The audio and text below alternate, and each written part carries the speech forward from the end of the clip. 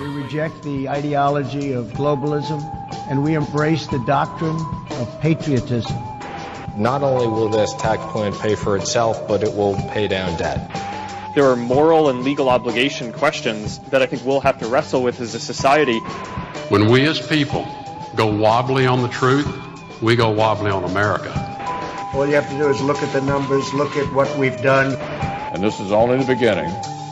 From 100.9 FM WXIR, this is Evidence of Design, and I'm your host, Jason Taylor.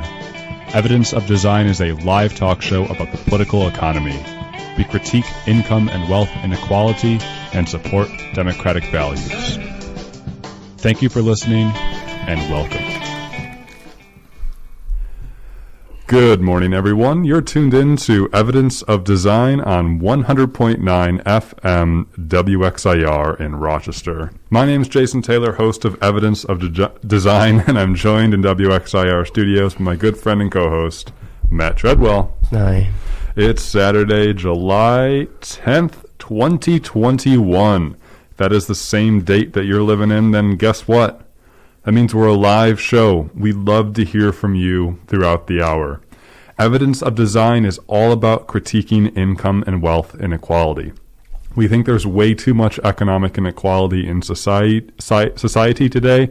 Matt, I should have done my vocal warm-ups. You know, those things, like, you got to say your vowel sounds, you got to put a potato in your mouth and try to say your mother's maiden name and your... Unique New York. Unique New York. Exactly. So, gotta get these vocal warm-ups going. It would have helped if I didn't wake up 20 minutes ago, but just kidding. My commute was longer than that. Anyways, Evidence of Design, all about critiquing economic inequality. Too much economic inequality in society. That is our belief. We also think the facts support that. The top 10% of wealthiest individuals in the United States of America control 70% of all of the wealth, whereas the bottom 50% of Americans control essentially a negligible amount of wealth. The bottom 50% of Americans, the bottom half, the bottom 165 million of them essentially have no net worth, while the top 10% of wealthiest Americans control 70% of all of the wealth in the wealthiest country in the history of the world. Income is less dire, but still bad. The top 20% of Americans who take in the most income every year, they take in 50% of all of the income. So 50% of the income in the U.S. goes to the top 20%, whereas the bottom 20% of Americans, they take in just 3% of all of the nation's income. Dire statistics. We think that we could be more equal as a society economically. We think that because we know we've been more equal economically as a society before. And also we believe that economic inequality translates into political and social inequality as well. And therefore we think as we endeavor towards a more perfect union, we got some work to do and opportunities to make this country more equitable and just for all. That's what Evidence of Design is all about. Thank you for joining us. On today's show, we will be talking about the proposal by 130 countries. Matt, I couldn't even name 130 countries. I can't even name 5 states. Yeah, I can't even name 6 countries. But you know what? As our American-centric universe, we don't need to know who they are. We just got to pretend that they're out there so that we feel like we're just not alone. Just kidding. I could name quite a few countries. Not sure I could do 130. Well, I mean, if there weren't other countries, then would America even be exceptional anymore? Right. You couldn't have America first. We have to have other countries to be better than. Exactly.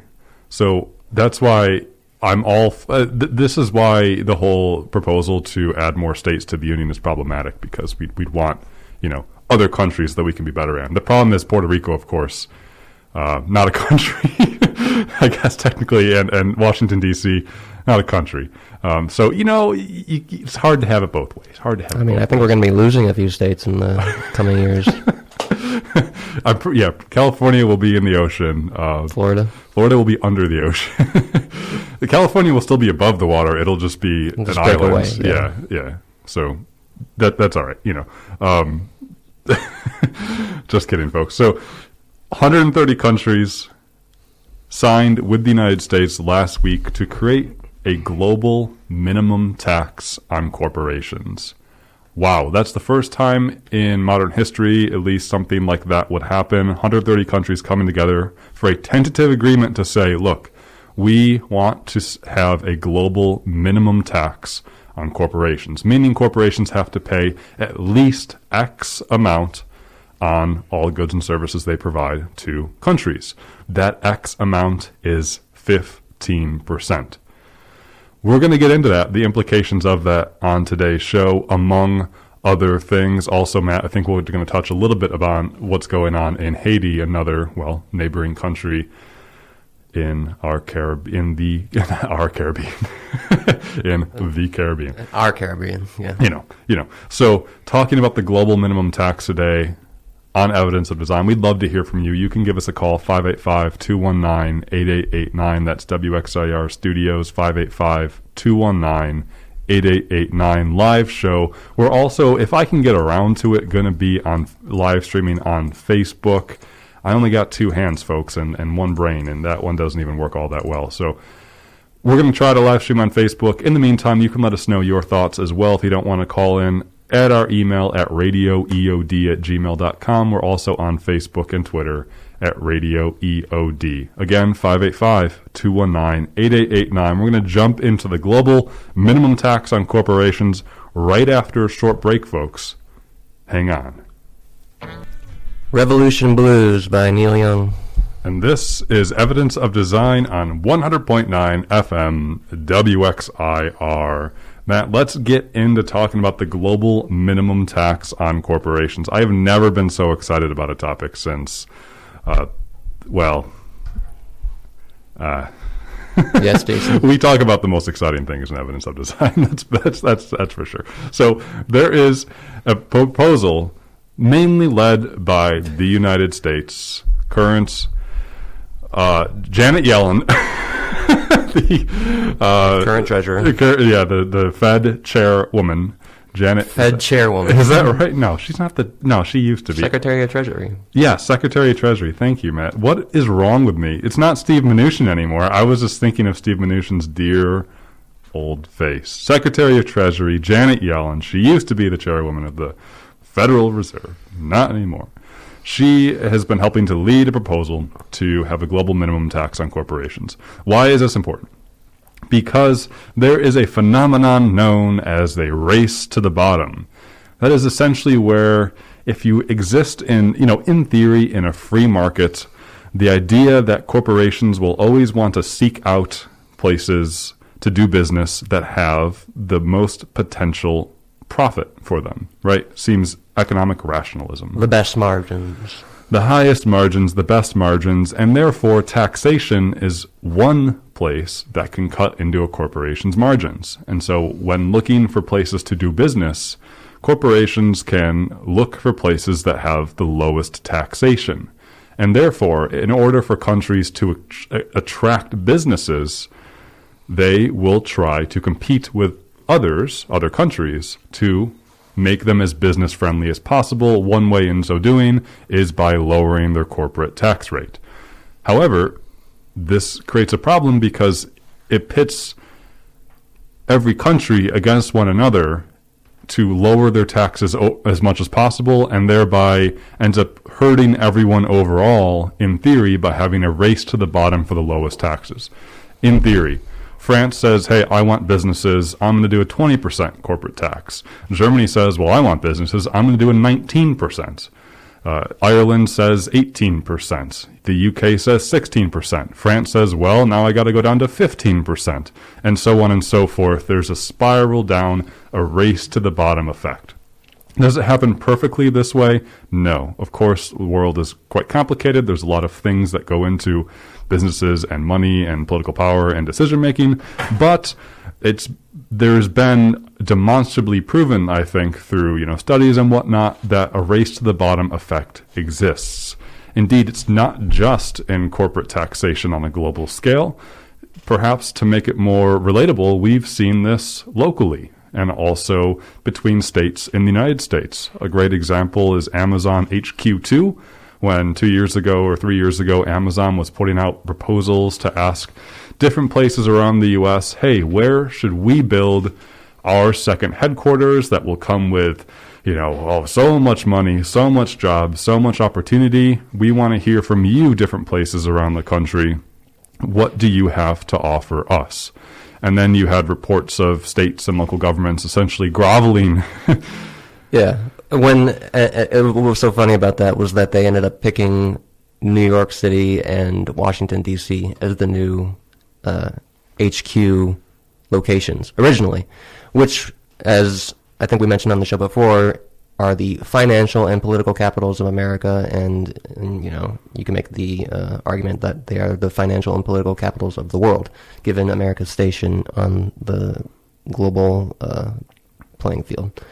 And so what's funny about that is that you had all these cities and states making these just increasingly generous proposals, tax write-offs. I think New York City actually gave them was going to give Amazon $3 billion worth in tax write-offs.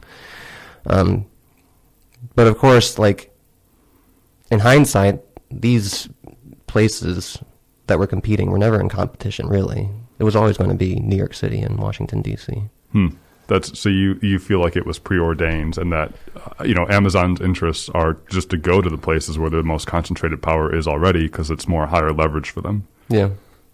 I think we've seen in a lot of how businesses have played out in terms of where they allocate their power. Then I think that's sort of supported Matt in reality, in that we've seen, for instance, Silicon Valley, Seattle, DC, New York really be powerhouses politically and economically, and so many connections to make here, right? Which is why I think one of the reasons why there's so much polarization in America today, because the gap between rural and urban is so severe in terms of lifestyles, in terms of power and influence, in terms of job opportunities, and therein you can bring in political differences in ideology too, cultural differences. And this very much differs from old school capitalism or industrialization, where it perhaps would have been more beneficial for companies to go into other places where there were not yet markets. For instance, if you're going to produce steel, maybe it's better to go to a different place where there's no other steel producers, so you can capture the natural resources that are there and have a market for that region and beyond. It's very different nowadays, where companies actually all go to the same place, because today's natural resources, in many ways, not totally, are human capital, social capital, like people's ideas and their individual talents, because we're producing software, technical services, as opposed to extracting minerals out of the ground. Hey, by the way, we still do that, and all of our technology is based off of minerals extracted from the ground, ergo shortages in computer chips and silicon and all that sort of stuff. But this is why I think so many reasons why the tech industries have conglomerated themselves in certain areas of the country, because they're competing for the so-called the best and brightest tech workers.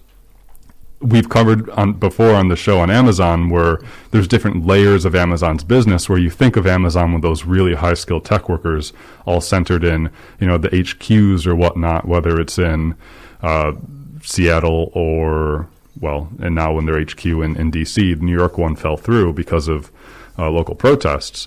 But we also covered how there's different layers to the Amazon business. For instance, the warehouses. Whereas the warehouses, Amazon doesn't need the best and brightest workers. They just need exploitable labor, right, to do the sort of menial tasks, just to get the product off the shelf A to B.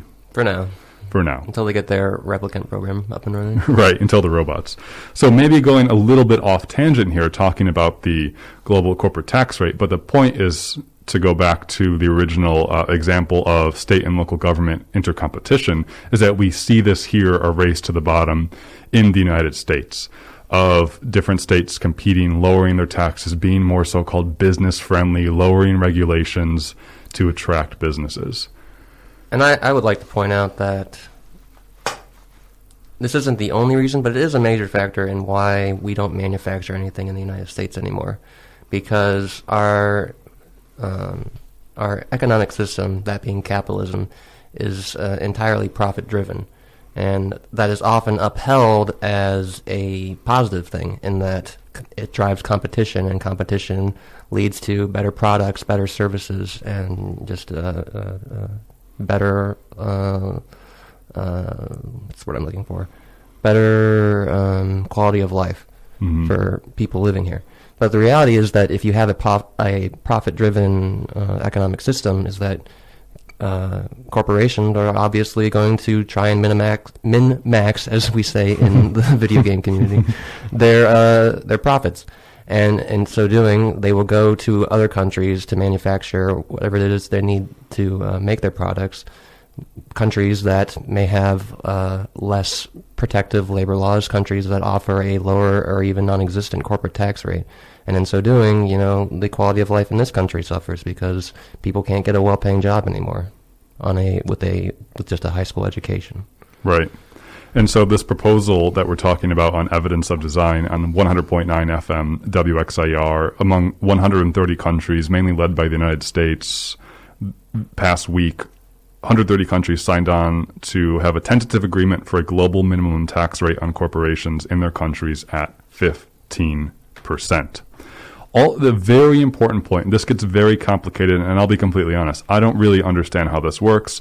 Global corporate business is complex, folks, and just because we don't understand it doesn't mean it's not important. Indeed, it's very complex because, well, it is complex, but also perhaps it's meant to be complex so the general public can't understand. So not only is the proposal in this agreement to have a global minimum tax at 15%, but there's also a big push in this agreement among these countries is to force big global businesses like Amazon and Facebook to pay taxes in the countries where their goods and services are sold, even if they don't have a physical presence there.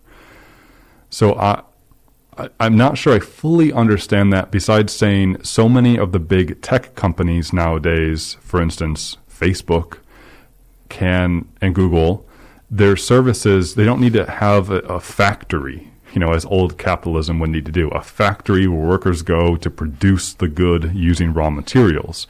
Amazon, Facebook, Facebook, Google in particular, with ads and other cloud services, they need server rooms and whatnot, but they don't really need sort of a factory to have their goods and services in a country, but hundreds of millions, if not billions of people still use the services that are provided by those companies, and the companies are extracting their data and making the profit off of it. And so, long story short, this hasn't really been covered so much in the American media because, America tends to be more focused on itself, and, there's a lot going on here, but long-going debates and court challenges in Europe and other countries around the world like India to what they would call fairly tax these big multinational corporations that are mainly American. And there are digital service taxes, is what's called, in particular Europe, that are on American companies right now, like Amazon, Facebook, and Google, that Europe says is trying to fairly tax these companies that have so much influence and are doing so much business. But as current tax laws are written, they essentially have loopholes or are not held accountable for a lot of their businesses because they might lack the sort of traditional brick and mortar presence and the organization of physical workers and physical capital and physical places. So quite complex. Not sure even I fully understand it, but it's important that this agreement is not just about establishing a baseline floor for corporate taxation. It's also about attempting to tax what that people would call fairly the goods and services from the latest incarnations of capitalistic big tech companies. That's a big bullet point. And I'd like to say that 15% is not a lot. It's not a lot. Now, even in the history of this country, we had, in the post-war years, we had a corporate tax rate of over 50%. Yes. So I think it's very important to put all this in context, because so much of the sort of opposition against having a corporate tax rate or raising the corporate tax rate or raising taxes on the wealthy in general is this reframing of American history, and that people say, well, it'll never work. It's never worked before. It's a bad idea. It'll constrict businesses in the ability to produce goods and money. And the reality is that it's in our own history that this has happened before, and it can happen again. It can be better. Yeah, let's jump into some of the criticisms, Matt. We'll kind of go back and forth here. That's a really important point. So you're bringing up, okay, this global minimum tax of 15% on corporations. Wow, that's a big deal. 130 countries coming together. The issue, as you're raising, is that a corporate tax rate of 15% is already lower than, I believe, most countries' corporate tax rates. Indeed, the United States' corporate tax rate, on paper, is 21%. It used to be 35% just 4 years ago, before the 2017 Republican Tax Cuts and Jobs Act, which, by the way, permanently cut corporate taxes by 14%, while temporarily, meaning just in the short term, cut income taxes by a negligible amount for Americans. It demonstrably cut taxes for the wealthiest, but essentially negligibly cut taxes for most Americans, low income and middle income Americans, and that was set to expire at the end of, I believe, 2024, so the end of the Biden administration. I think they did that so that if a Democrat won in 2000, then they'd have to be, 2020, then they'd have to be in an unpopular position by the end to, maybe being called raising taxes, going back to a previous amount that used to be socially acceptable. So lots of nuance here. Long story short, Matt, you're totally right. The history of corporate taxation is one where it used to be a lot higher, not only in the United States, but many countries around the world. But we've seen this race to the bottom effect across the world as countries and local governments and states and territories compete against one another in the race to the bottom to attract business. So this 15% global floor, well, nice to have a floor, but it is already lower than most countries' corporate tax rates. So 130 countries have signed on. I'm super surprised so many did. Russia, China, and India, among, obviously the major players of 130 countries, signed on as well. I think one of the reasons why so many countries have signed on is because, again, the corporate tax rate is already lower than this proposed global floor is lower than what most countries' corporate tax rates are to begin with. Yeah, it's not like they're actually committing to anything. Yes, not yet. And indeed, many might benefit from having, say, American multinational companies taxed, and they would increase their tax revenue. 9 countries did not sign on. The list includes Barbados, Estonia, Hungary, Ireland, Kenya, Nigeria, Sri Lanka, St. Vincent, the Grenadines, and Peru. We'll focus on one of those here for an instant. Ireland is famous, perhaps infamous, for having a low corporate tax rate. Ireland's corporate tax rate is 12.5%, and Ireland is a tax haven, as it's called, for many businesses around the world. Indeed, American companies, Amazon, no, not, is it Apple? Apple, yes, Apple, and let's just go with Apple. So Amazon, yes, there's a lot of nuance here. American company Apple has their European headquarters in Ireland, and the specific reason for is because they have the lowest corporate tax rate. So Ireland doesn't want to sign on to this agreement because they might lose that advantage of attracting businesses to their country. So you might think, this is economics. You might think, well, it's all about a fair field, right? Fair competition amongst people to attract businesses. And if Ireland can find a way to attract these businesses to their country and allow the goods and services to be produced, and Ireland still gets some tax revenue, then they are the winner in this competition. The problem is that as with all basic theories of cooperation, is that if everyone agreed to have at least a floor, say, of 15%, then everyone gets more. The countries get more. Ireland would get more if the company still stayed in Ireland, but the tax rate was at 15%, or if there were other incentives to attract companies, which there are, besides just taxation. The theory is that everyone else would benefit, all corporations and people would benefit, because the tax rate would be higher, and we wouldn't have to compete against one another, grovel with one another to attract businesses. Well, that's one of the things that I really hate about anybody who is a proponent or defender of capitalism, is that there's always this unspoken assumption that, like, well, fair is fair. If you can get away with it, then that's being smart, that's being clever, that's being crafty. And what is understood but never said is the idea that, well, if you're seeing the world in this win-lose sort of lens, then there's always somebody who is getting screwed, who is always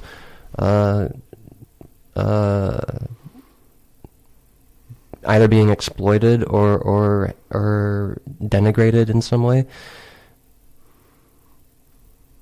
And trying to propose that we do things differently, a la socialism or communism even, is always met with this these accusations of idealism, or that's just not possible. It's not the way the world works.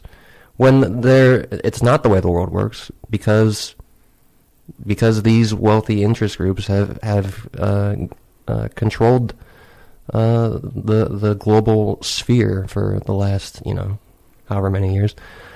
I'm not a historian. I'm not anything. But what I'm trying to say is that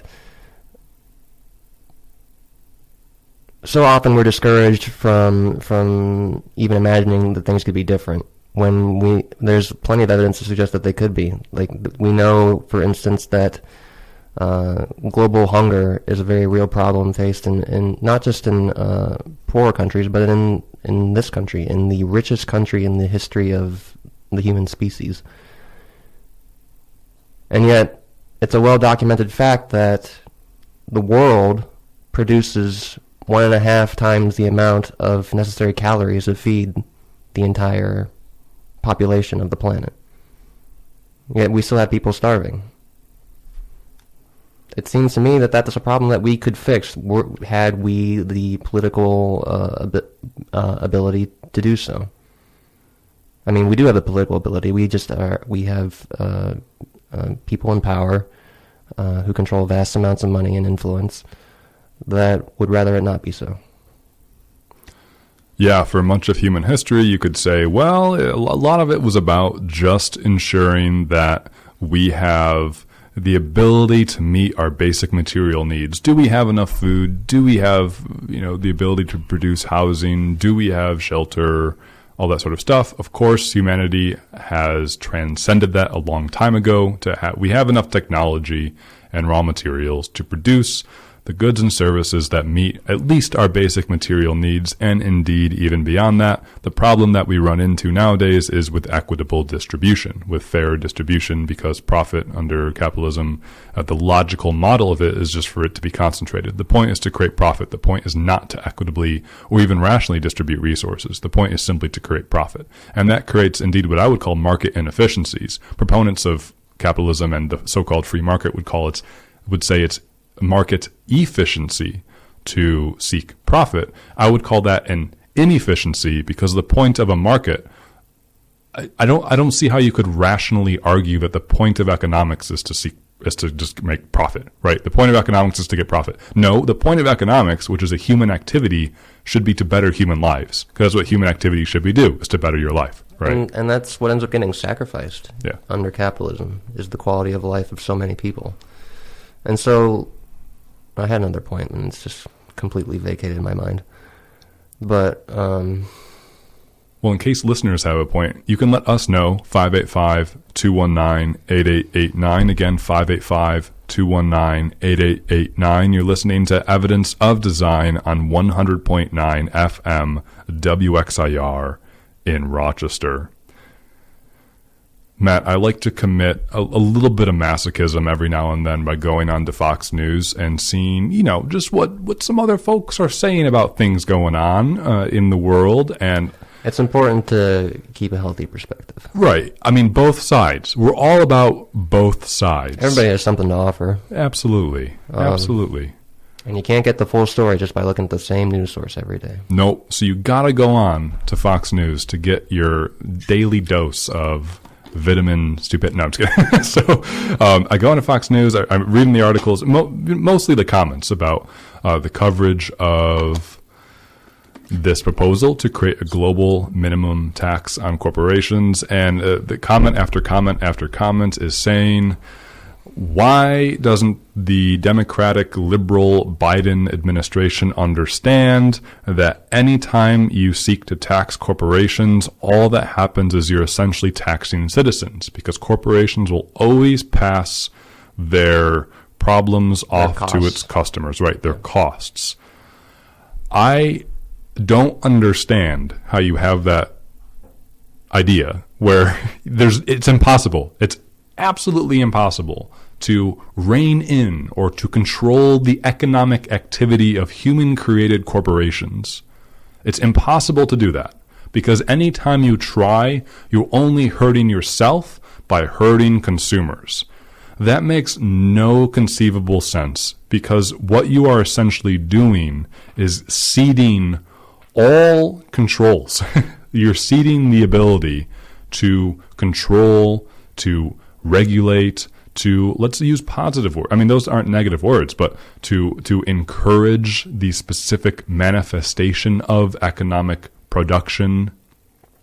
You are ceding the ability for us to do that by saying, well, corporations will just do what they always do, and they have, they'll just pass on the cost. It's not borne out by history or fact that corporations will just automatically transfer any costs onto consumers. Why? Is because if they did that, no one would buy their products anymore if they were too expensive. Okay, you raise the tax rate on Amazon by 70%, right? If that was legal or possible to do. Amazon then raises its prices by 70%. Is anyone going to buy Amazon products anymore? No.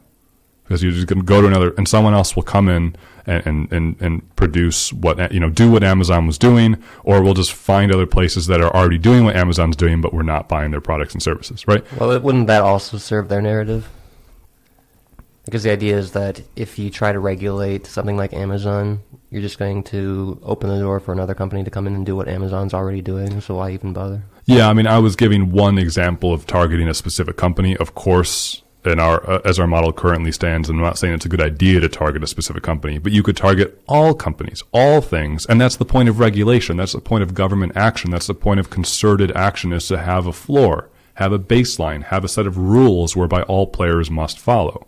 And, that's the point, is that you do that, and then life goes on, and you use the revenue, the benefits you get out of this regulation, out of this government action, out of this encouragement of specific economic manifestations to make everyone's lives better through social spending.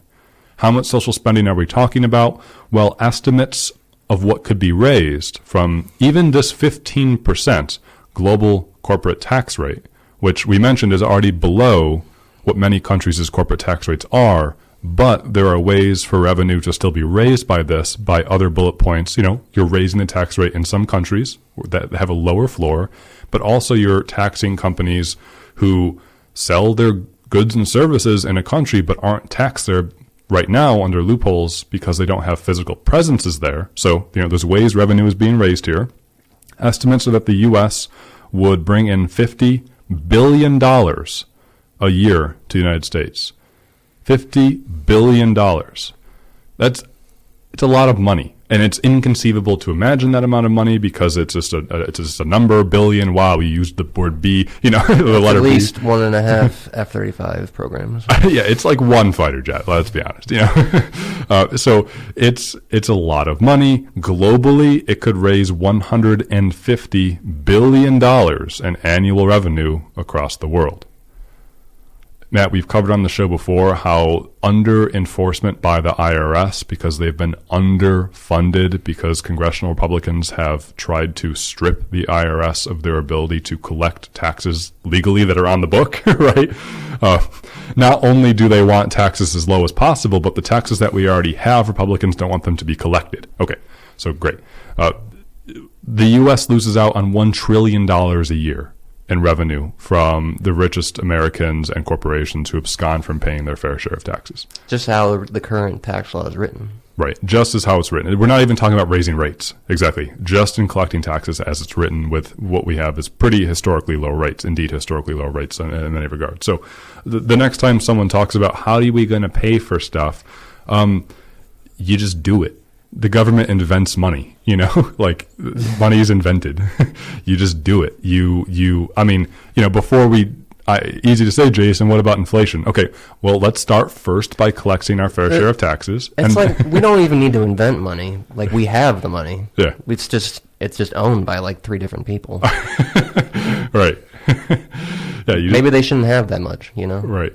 You just do it. It's just so fun. Like, it's so funny how I'm always so floored by this. I love to take classes on like money theory, like literally, like why, like what is the theory, what is the philosophy behind money, what is the history behind money? Because, like in theory, right, we literally have the raw materials on planet Earth. Mother Nature has abounded us with plenty to provide for anything we might want.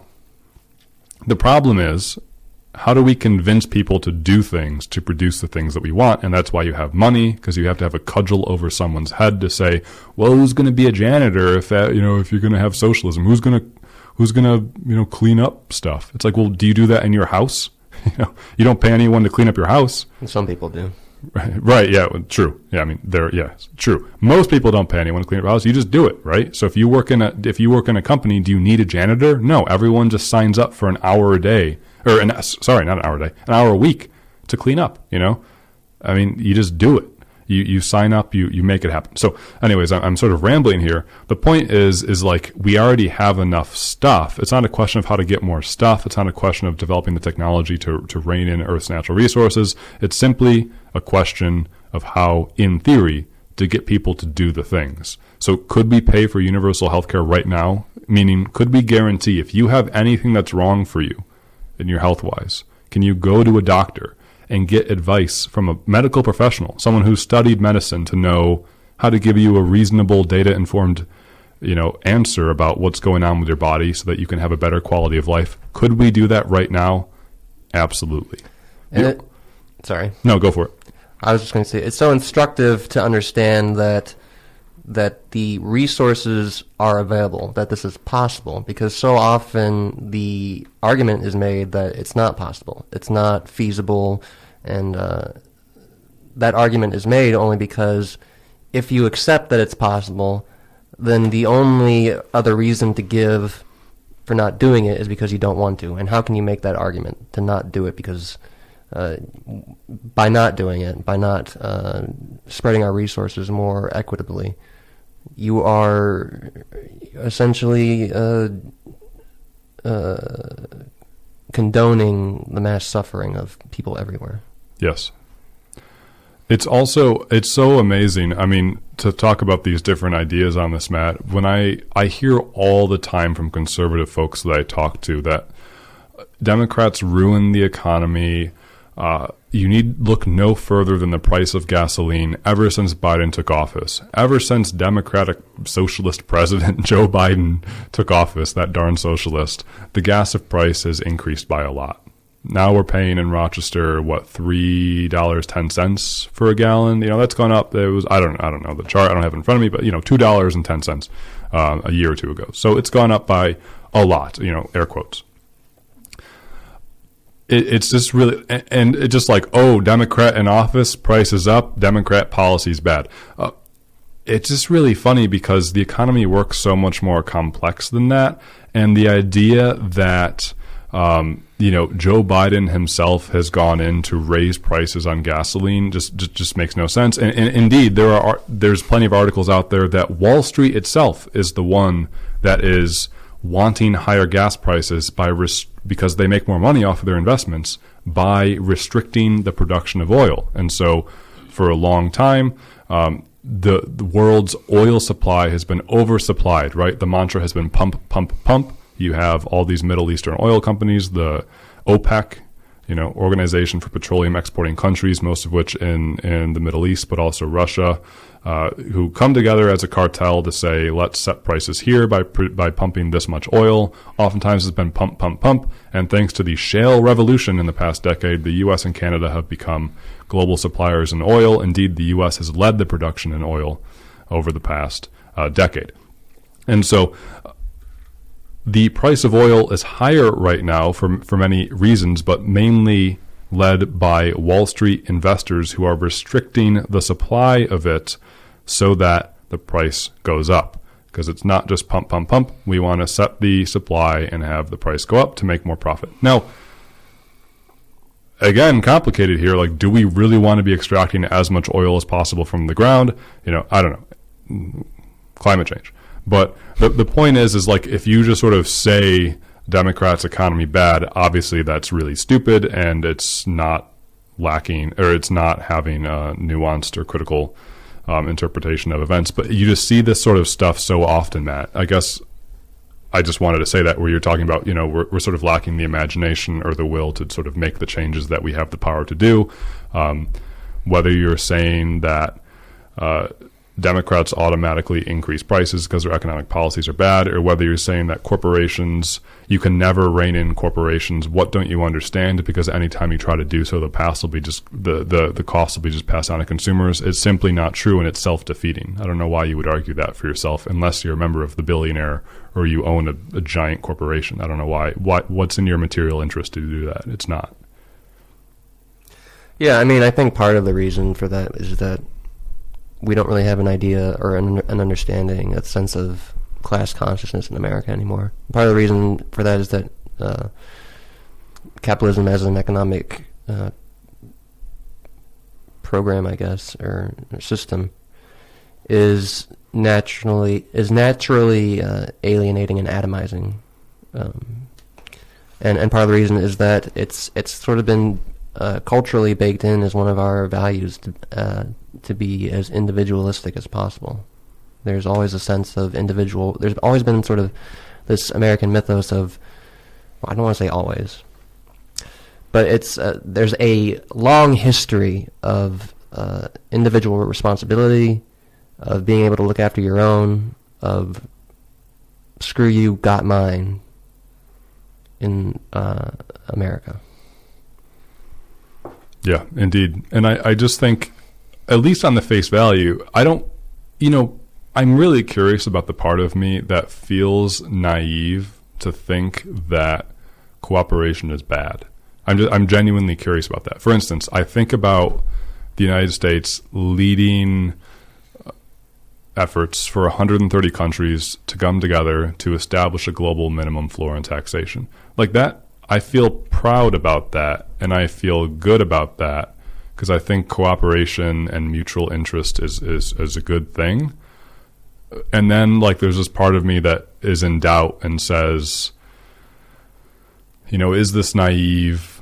Why don't we just focus on our own, that sort of part, And I imagine, like, I'm just curious about that part of myself, like where that comes from. And I just imagine for a lot of people, like, that part that I'm curious about and is the smaller voice is the louder voice, And they might sort of think, well, yeah, why do we need to focus on anything else? Just do our own thing. And it's not like, what's in our interest to look after anyone else? Let's just, let's focus on our own. And also, yeah, it's all about competition and the winner take all and there's survival of the fittest. But exactly, you get into that. What is focusing on our own? What is it really? Because, like, they're not actually interested in helping, like, poor people in this country. Yeah. And I think that, this is something I've been thinking about a little bit recently, and that even in mainstream media that is not Fox News, and Fox News is mainstream media. Indeed. There is such a jingoistic narrative running in America right now, and I'm not a historian. I'll say it again, but it's become so much more, I guess, I've become so much more aware of it recently, in that there's so much talk of, lately, especially, framing China as this grand antagonist of our national interest. And it's like, I mean, maybe if you're willing to concede that America is an imperialistic power that is interested in, preserving its global hegemony, then you can see that. But even if you accept that and are for it, I mean, I accept that that's the case. I'm not for it.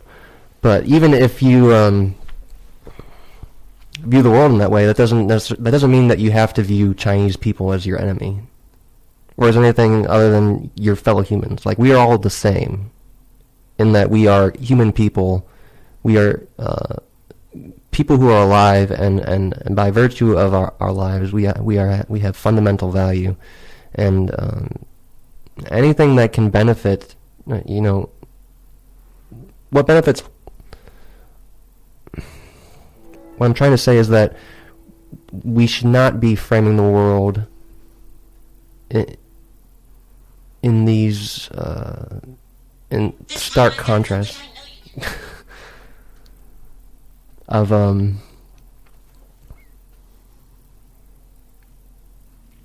people who are perhaps from a different place, or look differently than us, or believe different things, that they are our enemy, or that they are any less valuable or important than us. By virtue of being alive, by virtue of being humans, they have value. They are us, is what I'm trying to say. Yeah, and I certainly am not naive enough to, well, no, let me just say this. I don't subscribe to the idea that that U.S. foreign policy is inherently imperialistic and domineering, and anything the U.S. tries to do outside of its own borders is not fair to other countries and its people. There are lots of people who are on the left side of the political suasion that I would say I identify with, who might agree with a stronger stance of that, to say that, anytime the U.S. interferes abroad, it's bad.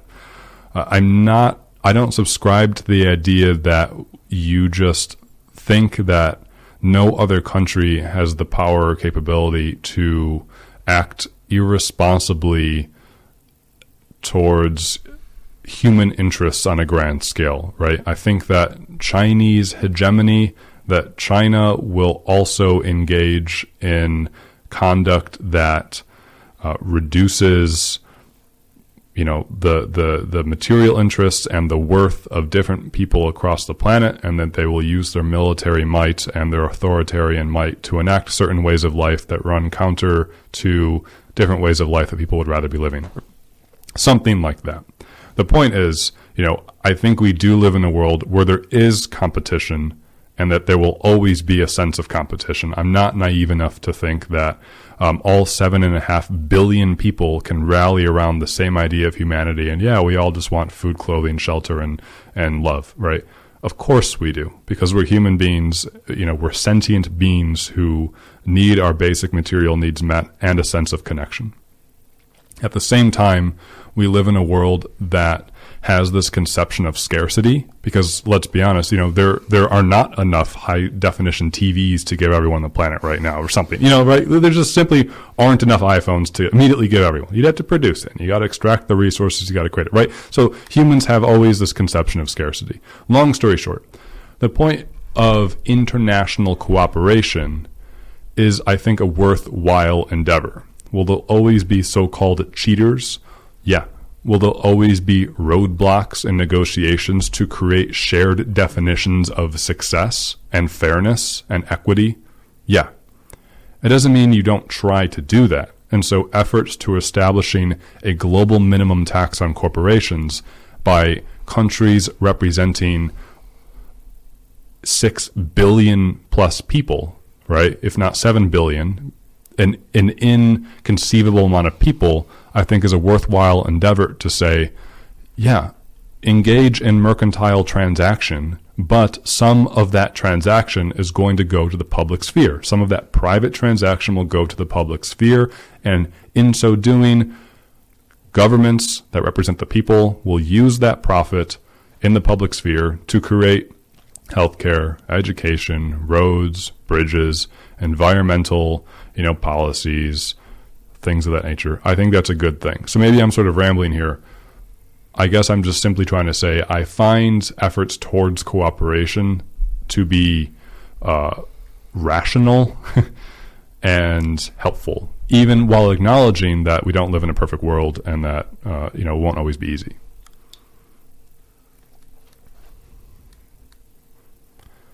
So this global minimum tax on corporations, yeah, sounds kind of cool to me. Keep an eye on it. It's not finalized. In October, most of the countries say they expect to have a finalized plan in October. Still details to hash out. Hold on a second. In order for it to be fully implemented, though, it's got to be approved by the U.S. Congress. Well, democracy is a roadblock sometimes, Matt, but rightfully so. We need to scrutinize this. As the American people, we got to have a say in how this corporation looks.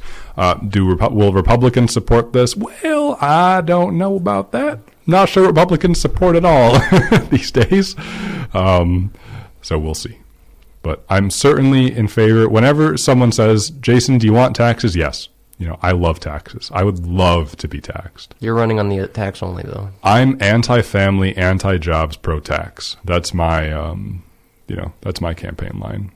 And I would like to establish a communist dictatorship. So, I've read Mao. I've read Stalin. That doesn't make me a communist. I want to understand. I just want to understand. So I can kill it. Matt, all we need, the government doesn't exist to provide for the people. No. It exists to get in the way of my individual liberties. Listen, Joey, government's not there to provide for you. Government's just there to understand you. I don't expect the government to fix my problems. But I do expect them to understand them. Dude, that's the best thing. Who said that? Was that Mitch McConnell? No, it was Joe Biden. Joe Biden's dad. Joe Biden. Joey, Biden. We just want empathetic governments. We want social workers. It's so funny because it's exactly what we have right now. It's like we either have a Republican government that either is just laughing in our faces as like poor people starve in the streets, or a Democratic government that like provides a shoulder for the people who just lost their loved one because they can't afford diabetes or they can't afford insulin. To cry on, yeah. I mean, sympathy. Do you choose empathy over not empathy? Absolutely. Do you choose being a wuss over being a jerk? Oh, when you put it that way, I definitely want to be the jerk. I don't want people to think I'm weak. Yeah. Then they might take advantage of me. Isn't it funny? Dude, this is why I love politics. Because there's these like basic human things that you just by virtue of being human in like our culture and society and I would imagine every society that like comes out in high school, like the most basic things of like, do I want to feel left out? No. I want to feel, and you have like these fantasies of like being sort of, I don't know, like included. Included, or even maybe feared or like respected for strength, right? Like these things translate into politics. It's so fascinating to me, and that's why I love politics, is to like connect these basic human things that you feel in your daily life and that you've experienced, and then to realize that they manifest at a much broader scale in the world, in terms of like global corporate taxes. It's so amazing to me, and that's why I love politics. Anyways, I think that ends our show. Don't be a wuss. Yeah. or whatever. Oh wait, no. Let's go with let's understand each other's feelings. I think that's good. I really do think that's good. Thanks for listening to Evidence of Design. I'm 100.9 FM, WXIR in Rochester. The thing is, the government can do more than understand your feelings. We can come together to fix and provide for people. That's one theory. Yeah. I'm all for that. Thanks so much for tuning in. You can find our past episodes wherever you get your podcast. I haven't uploaded the past 3 weeks worth because Well, get on it. Yeah, I got to get on it. I guess that's what I'm doing today. So check out us on YouTube, Evidence of Design. We're also wherever you get your podcast, Evidence of Design. Stay in touch with us, radioeod@gmail.com. Was that said too fast? Yep, at Radio EOD on Facebook and Twitter as well. Radio EOD, Radio Evidence of Design. I was your host, Jason Taylor, joined in WXR Studios by Matt Triple. As little as possible. We have 15 seconds. Thanks. Take care. Be well. Be safe. And bye-bye.